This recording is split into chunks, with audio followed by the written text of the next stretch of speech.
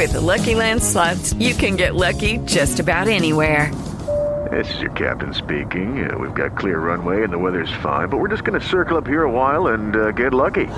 No, nothing like that. It's just these cash prizes add up quick. So I suggest you sit back, keep your tray table upright, and start getting lucky. Play for free at LuckyLandSlots.com. Are you feeling lucky? No purchase necessary. Void where prohibited by law. 18 plus terms and conditions apply. See website for details. Handle with Care, Cancer and Beyond is a podcast that gives everyone and anyone a place to come and keep it real about their cancer experience. Welcome to Handle with Care, Cancer and Beyond. Welcome to 2022. This is Handle with Care, Cancer and Beyond. I am Chris Donovan, the co-host and producer here, and the lovely Carrie Madrid, the host of the entire show with the big bright ideas, is back. The crazy broad is back. Hey. What have you been up to? Oh, you know, a little of this, a little of that. Bossing me around more? A little bit. Giving you some more projects to do. I was sick for a couple weeks. So you have a grandson. I have a new grandson that That's arrived. amazing. December 26th. He was due on my birthday, January 5th. Yeah. But my son and his wife, their babies tend to come early. Well, he wanted the tax write-off for all last year. I know, right? Stupid Anthony. Messed up my bond. I was mad when Cassie was born in January. Yeah, right? Yeah. It's true. I didn't think about that. My son probably made him come out. Come on, let's go for a walk. We're going to go for a walk. Come here. Everybody get moving. Yeah. When when my daughter was born, we went in the night before, and they were monitoring Evelyn, and it was the same room that Aiden was born in, which was quite cool. Wow. And they knew who she was when she gave birth to Aiden, and we were in there. We're in there all night long. The nurse at night said, "Okay, this is the nurse for overnight. If you're still the same situation in the morning, we're going to have to send you home." Ugh, that's the worst. And we're like, okay. And then that lady leaves, and the nurse goes, "You're not going home. I'm going to make sure that baby comes out." She goes, "I'll just give it a little scratch, and it'll boom, you'll be good to go." Yeah, your water will break. Yep. And now we have Cassie. Yeah, I love it. Another January baby. Yeah, no. So we're back. It's 2022, first show of the year. We wanted to kind of kick off a little conversation between the two of us because you're doing some big, bright idea things. What are you doing? Yeah, I've had this notion of starting another business because, why not? I already work full-time for a medical company. I run the Care Project, host this show. Why not add another little side business? Right? Oh, yeah, because you didn't just have a grandson, and you don't have granddaughters. I know. And you don't have kids of your own. I know. But you know what? Here's the thing. So having the Care Project for 8 years as a volunteer, I don't make any money off the Care Project. Mm-hmm. That was never my intent. But there are a lot of things that I provide and I've learned through doing business with the Care Project that I thought, why not start a little side business for me and at the same time integrate it with the Care Project? Because I am just wired in the way that I can't do things just for money. I have to feel like I'm making a difference. I'm the same way. I can't, I know so many people that are like, oh, how much money are you going to make off a podcast? I'm like, I'm not going to tell you any numbers right now because I don't know. Yeah. That's like when we started this show. That was never the If you're doing it for the money, you're doing it for the wrong reasons at this point, especially for a nonprofit. Yeah. Now, this being an extension of the nonprofit and you, honestly, it just makes sense for you to do this because you're already representing the Care Project everywhere. You could do you're going to do speaking engagements and stuff. So I was thinking about that, on the website that you have created. Thank you. With Tammy Porter's help. Yep. CarrieMadrid.com. CarrieMadrid.com is my new baby. The company is called Care and Beyond Consulting. So here's the thing. It's going to sort of be a catch-all for all the things I do, like consulting. So in other words, I get a lot of people that reach out to me and say, my cousin's friend, sister's brother said, you started a nonprofit. Can I pick your brain? And of course, I want to help everybody. But at some point, it's like I'm spending hours with these people and I'm not getting paid for it. I'm not doing that anymore. Yeah, I did that for a long time with radio and podcasting and stuff. And it's just there was a movie that triggered it was never do something for free. Yeah. And that's a horrible way to put it. But after you've done it for so long, you're like, I'm really good at this. it's worth something. Well, I feel like, we're conditioned. Well, I don't know if we're conditioned or if I'm just wired this way to feel guilty if I actually get paid for something. Like, who am I to get paid for that, right? But so I'm going to you'll get past that. I'm going to be doing some consulting over the past 2.5 years. It's really been on my heart to kind of share my story, not my cancer story, but just my life story. And cancer happens to be in there. Mm-hmm. And the minute I said that to a business friend of mine a couple years ago, he's like, "Oh, you could totally do that. You're a storyteller." Well, he's a professional public speaker. I was like, "I'm not like you." He goes, "You don't have to be. You're a storyteller." You're better than, because he's probably, I'm not saying he's not good at his job, but he's probably a little more technical where you have a little more emotion in it. Well, he's awesome. But I think what it is, and this was, I want to tell you on the website, we have like speaker noted. I think we should change that to storyteller, because I think I'm not an official speaker. I have been a keynote speaker, which was amazing. It was a life-changing experience, literally. But I think I am more of a storyteller, and I think that's why it resonates with people. So I have been doing some public speaking, sharing, which is awesome. An inspirational story, if you will. And all that shows in the Care Project, in your social Survivor Social Club, where the ladies are, that's a crew. Like, if they had motorcycles and could ride them, I'd be scared. They're badass, and they're loyal, and they love you, and it all started because of the Care Project and what you did. So it just, it shows that in all that you do, Well, I think we all have a different story, right? And so my story often, people think that my life story is just my breast cancer story, and it's not. I have a whole lot more that I think conditioned me and trained me to be ready. Like, I was a survivor way before I had cancer. And once I had cancer, I always say, it sounds cliche, but it's the God's honest truth. It really saved my life. It gave me purpose. It gave me motivation. It gave me validation. And here we are, 8 years later, with a nonprofit and a book that I helped with, and now this podcast. And it's amazing. We've had some incredible, how do you say it? We've made a huge difference in the community worldwide with this show. Yeah, this is one of the ones that I didn't know which way it was going to go, because I've never really done one for nonprofit before. Right. And there's been so many people reaching out to you, or to the website, or to me, or whatever, about this. It's been crazy to see the numbers from India, Australia. Yeah.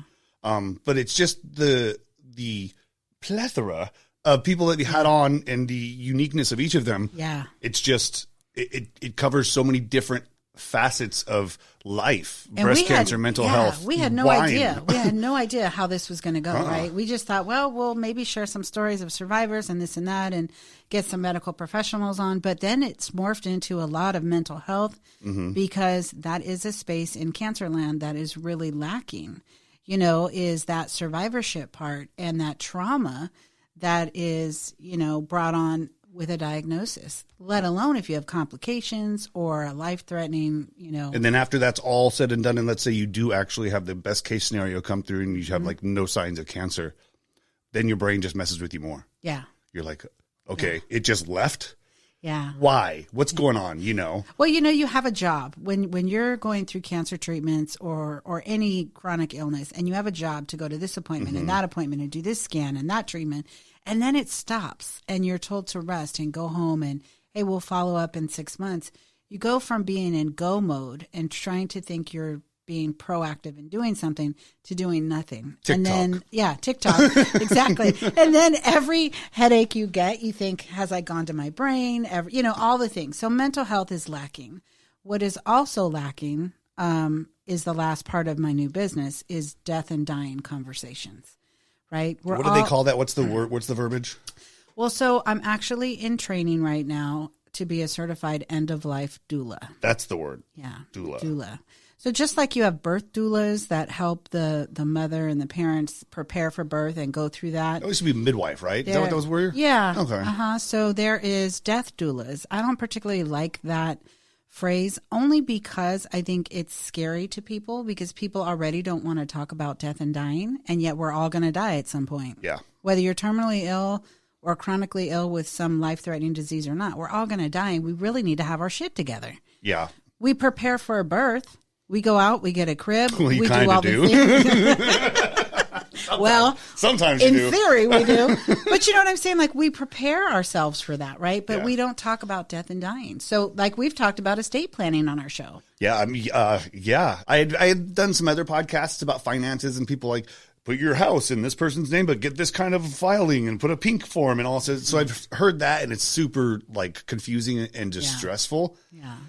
But this side of it all is like, it's just nature. It's going to happen. Yeah, we need to and I normalize it a little bit. Yeah, and I think, you know, once you've been faced with a diagnosis like this, it brings about your own mortality. Yes. Or if you know somebody, right? So yes, you've known other people that have passed away, but now that you've met me and you've been in this space and you see patients that we have, friends that we share that are terminal, right? It's more in your face, and it's like, oh, you know what? That could be me. Yeah. And on the other side of that, we could get hit by a bus tomorrow and have nothing to do with cancer. That's what I think about too. It's so like, we need to be ready. it's like, I got to get my shit together, but I mean, it doesn't matter. I could, again, something could happen on the way home today. Yeah. It's just, And you know what? It's not just about the finances. So for me, the work that I'm doing, the training I'm getting is about really helping a patient get and find peace, right? Ease. And ease into that because they know they're going to die. So getting down with them about getting down on paper and helping moderate family meetings from a non-emotional perspective as an advocate for the dying person. What is it that they want? yeah. Do they want to be resuscitated? Do they not? Okay, let's assume they have that taken care of with their doctors. But what do they want for an afterlife, for a funeral, right? After the death? Do they want a funeral? Do they want a living funeral? Do they want... Those are Buried, hard, cremation. right. Do you have a will? Do you want to do a will? Do you want to do a video will? Do you just want to write it down? Let's talk about this before you even die. And say you go home and you're on hospice and you're a little bit non-responsive or you're in and out because you're really in that actively dying phase. What do you want happening around you? Do you want music playing? Yeah, right. Do you want a candle lit? Do you want a diffuser? You want do Wheel of Fortune on the TV? What the hell do you want? Right. Do you want everyone around you? Do you only want a couple people around you? So what I found with my work with the CARE Project is, unfortunately, I've had a lot of friends die and a lot of clients die that have come through.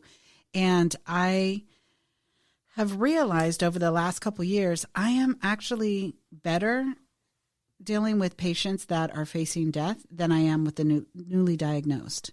You know, my assistant DJ is a love bug, and she oozes love and mamahood and auntie-hood and grandmahood, and she's just better at dealing with people who are newly diagnosed than I am. It's just the way I'm wired. That doesn't mean yay her or yay me. It's just who we are. Just what it is, yeah. I'm sort of like, oh, I'm diagnosed. All right, bitch, let's go. Right? I'm like, I didn't sit and cry about my hair, and I'm not mocking anyone who did. Everybody's feelings are valid. But for me, I'm more of a, okay, what are we going to do about it? She takes action. That's for damn sure. I take action, and DJ's going to sit and hug you, right? Yeah. I'm going to give you a quick hug, and I'm going to be like, okay, well, so what do we need to do? And my wife's I'll take all the notes and I'll make sure you know everything that's being Yes. said right now. And I'm the guy that just like makes the jokes to make them feel better, you know? So we all play different roles for sure. We do play different roles. And so I have been fighting this death work for over a year and a half. That's an interesting way to put it. Fighting It is. death work. Well, yeah. Because, you know, you've heard me say it a million times. I get these thoughts and these ideas, and I feel like, you know, the universe, God, whatever you want to call it, taps me on the shoulder and is like, hey, Carrie, you know that thing you've been thinking about? You need to go do that. And I'm like, who am I to do that? I'm not going to do that.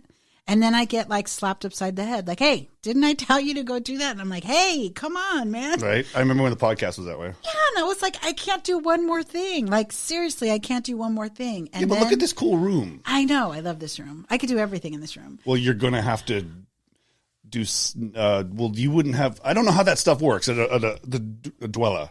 Doula.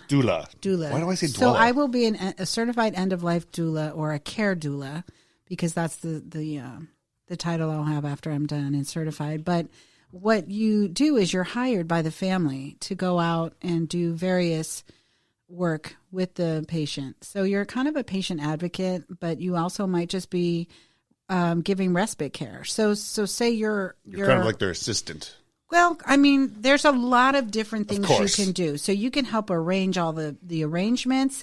You can hold vigils there. You can be... Just depends on the person, right? Right. Depends on what they need. You might be running errands. You might be just sitting bedside with the dying Holding their patient so that the caregivers can go get a shower and go to dinner and get a break.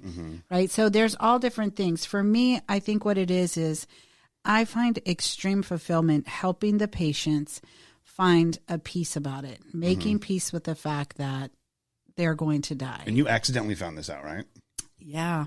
Yeah, because I have sat with friends, and one in particular was Jenny. And one of the most powerful episodes we did was when I interviewed her son, Deshaun. Mm-hmm. She was a fellow basketball mom at the high school. One of the biggest hitting episodes we have. Absolutely. He was on Netflix, Last Chance University. Yeah. And they really talked about his struggle with losing his mom so young to breast cancer. But there was a time where she was literally hours from death, and she had family surrounding her, and yet she texted me. And she said, can you and Dr. Martin come over? Our mutual friend and our mutual doctor. And she said, I'm not feeling good. And I thought, oh my gosh, she's dying and she has family and she's texting me. Why me? But I'm honored. Here I come. Yeah. And sitting with her and listening to her question herself and her decisions of treatment. So initially she didn't have a mastectomy. She had a lumpectomy. She went conservative. And then they said, no, you really need to have this. So she went back and had the mastectomy. So then she was questioning that. Then if they said, we want you to do this chemo, and she said, well, I'll do this much, but I don't want to do that. So she was hours from death, wasting time. What if? All the what ifs and questioning, oh, what if I would have, and I should have, and I could have, and I would have. And I just had to stop her. Yeah. Literally stop her and say, Jenny, listen to you. Did you have a peace about the decisions you made when you made them? And she said, yeah, but. And I'm like, no buts. Did you have a peace? I mean, I had to repeat it 4 times. And finally she looked at me with tears in her eyes and she said, I did. I said, then your job is done. Yeah. And, Dr. Martin, I'm glad she was there because she was able to just reinforce what I had said from one patient to another, right? She Correct. was the medical professional, was able to say, look, Jenny, cancer is one of those things where, and we say it all the time, you and I could both be diagnosed with the same exact cancer, have the same exact treatment, and our bodies respond differently. That doesn't mean you failed. It doesn't mean you gave up, because that's why I hate those phrases. Just stay positive. Don't give up. And it's like, we can't. Half the time you don't have a choice. We can't control everything. We really can't. Yeah. We can't control. You do the best that you know how to do with the information you have.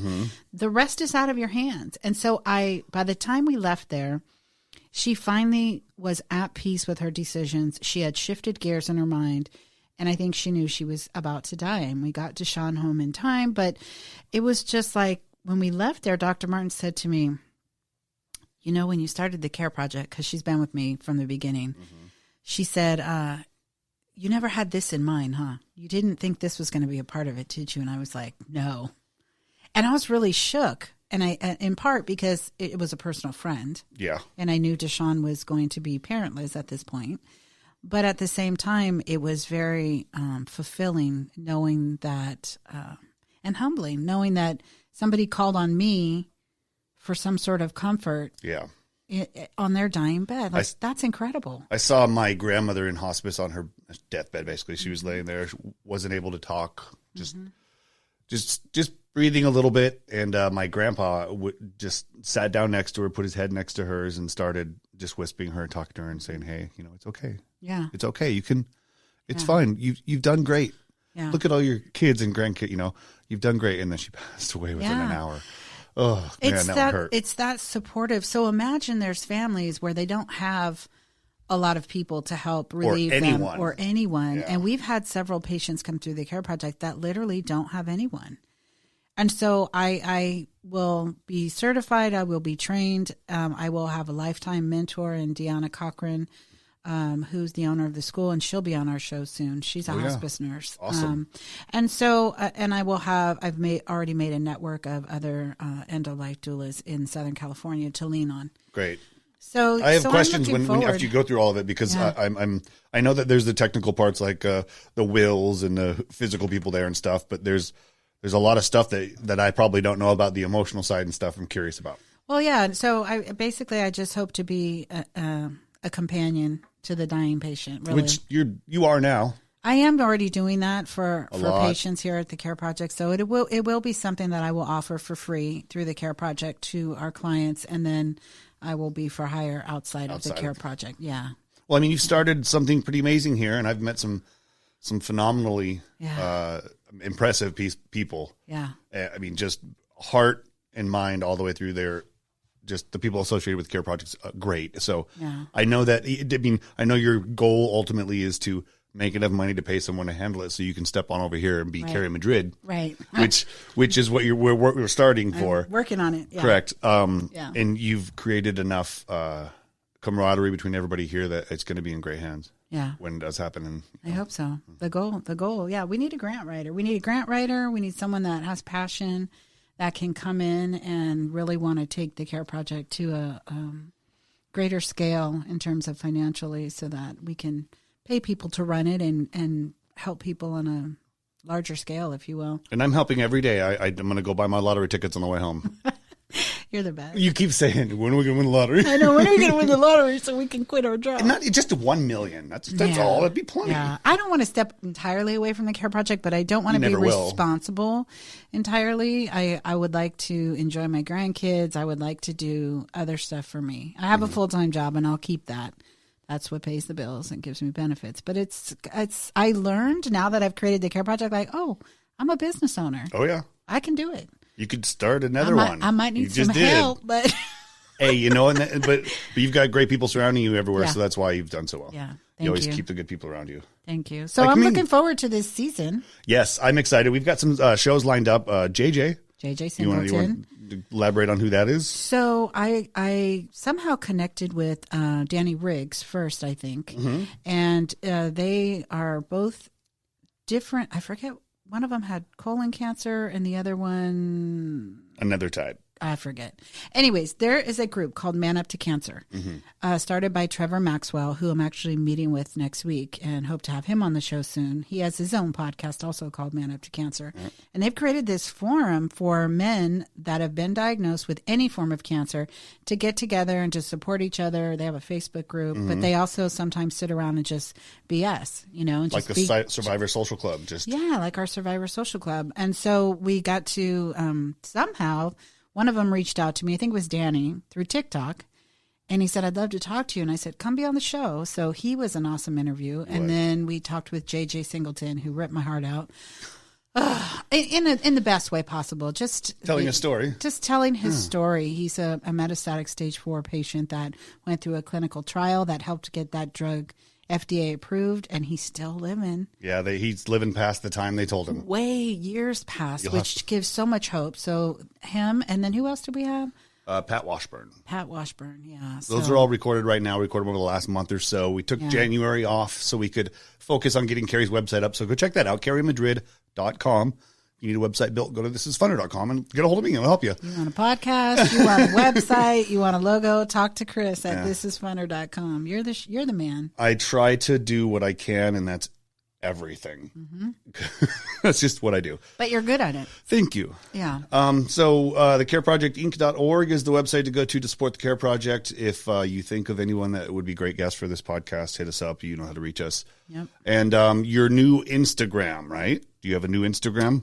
It's Carrie Underscore Madrid. Yep. But it's the same one, but It's you the just same changed one. the name. Yep. Okay, so people can find you there now. Yep. Rather than TCP Founder or whatever it was. carriemadrid.com. Yeah, the your way links you are up set there. it up, all the links are there. So, Go there, carriemadrid.com. Scroll down to the bottom. yep.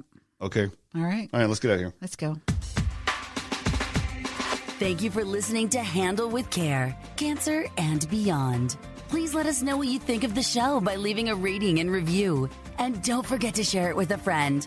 For more information or to connect with Carrie, go to thecareprojectinc.org. With the Lucky Land Slots, you can get lucky just about anywhere.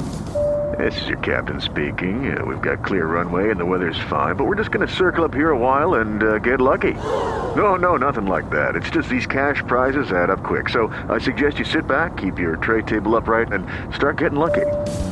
Play for free at LuckyLandSlots.com. Are you feeling lucky? No purchase necessary. Void where prohibited by law. 18+ terms and conditions apply. See website for details.